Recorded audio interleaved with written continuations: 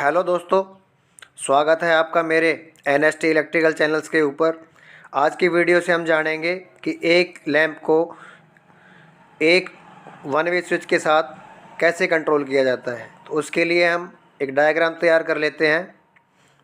ये हमारा फेस का टर्मिनल हो गया है।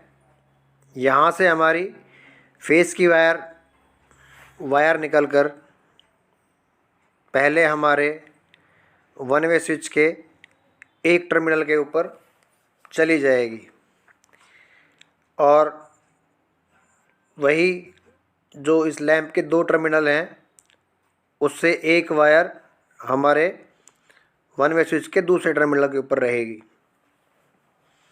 उसके बाद जो दूसरा हमारा टर्मिनल है वो न्यूट्रल का है। अब जो दूसरी वाली वायर है वह न्यूट्रल से निकलकर लैंप के दूसरे टर्मिनल के ऊपर चली जाए। तो पहले जो फेज वाली वायर है वो स्विच के पहले टर्मिनल पर आएगी और दूसरे टर्मिनल से निकलकर लैंप में चली जाएगी और न्यूट्रल डायरेक्ट ही लैंप के अंदर चला जाएगा। यह सिंगल फेज 230 वोल्ट AC के लिए हमने ये सर्किट बनाया है कि एक लैंप को एक स्विच से कैसे कंट्रोल करते हैं। तो इस सर्किट को तैयार करने के लिए हमें किस किस सामग्री की आवश्यकता पड़ती है वह जान लेते हैं। पहले हमें एक होल्डर की आवश्यकता पड़ेगी जिसमें हम लैंप लगाएंगे।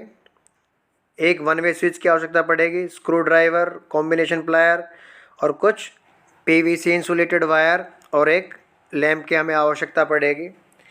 यह हमारे पास एक वन वे का 6 एम्पियर का स्विच है। इसके दो टर्मिनल होते हैं। इस स्विच की ही सहायता से हम लैंप को ऑन और ऑफ करते हैं। यह हमारा लैंप होल्डर है। इसके अंदर भी दो टर्मिनल हैं और यहाँ से इसके ऊपर हम लैंप को लगाते हैं। यह हमारा लैंप है और यह हमारी PVC इंसुलेटेड कॉपर वायर है। आइए अब जानते हैं कि डायग्राम के अनुसार हम इसके कनेक्शन कैसे करेंगे। पहले फेस के टर्मिनल से वायर स्विच के टर्मिनल के ऊपर जाएगी। तो ये हमारा जो स्विच है इसके पहले टर्मिनल के ऊपर हम इस वायर को लगा देंगे।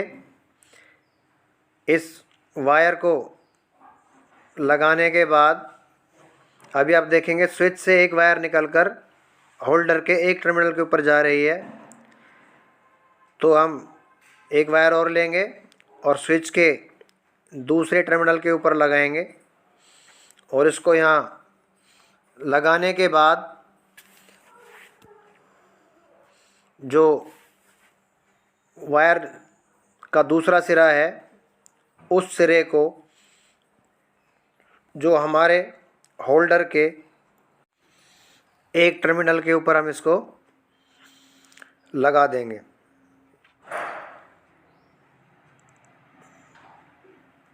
अभी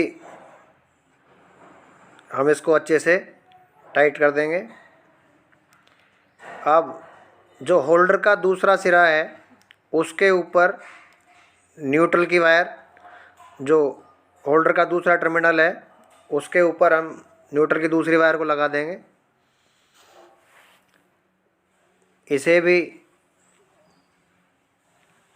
स्क्रू ड्राइवर की सहायता से अच्छे से हम इसे टाइट कर देंगे। तो अब हमारा सर्किट बनके तैयार हो चुका है।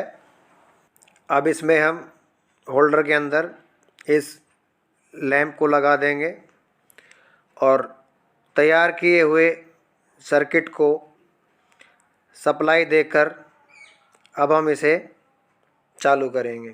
तो एक हमारे पास एक्सटेंशन बोर्ड है जिसके अंदर AC सप्लाई आई हुई है। तो अभी हम इसके मेन सप्लाई को लगाकर स्विच को ऑन कर देंगे। तो अब हम जानेंगे कि एक लैंप को एक स्विच से कैसे कंट्रोल करेंगे। तो पहले हम स्विच को ऑन करेंगे। तो अभी हमारा लैंप जल चुका है। तो इसी आसान से तरीके से आप एक लैंप को एक स्विच से कंट्रोल कर सकते हैं।